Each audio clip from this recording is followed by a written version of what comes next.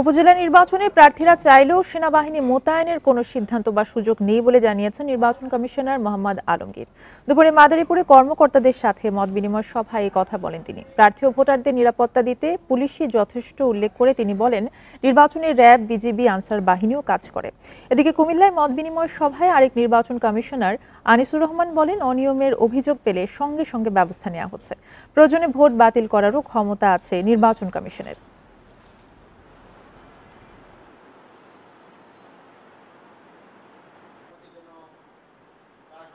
অনাকাঙ্ক্ষিত ঘটনা যেটা আমরা মোটেই ডিজায়ার করি না, তারপর যদি ঘটে তাহলে সেখানে তাদের বিরুদ্ধে কঠোর ব্যবস্থা নেওয়া হয়। আর আমাদের তো প্রথমেই বলা আছে যে কেউই কিন্তু সেটা আগেই করেন, নির্বাচনের দিনই করেন আর নির্বাচনের পরেই করেন, কোনো অন্যায় কাজ করে পার পাবেন না আপনি যেই হন।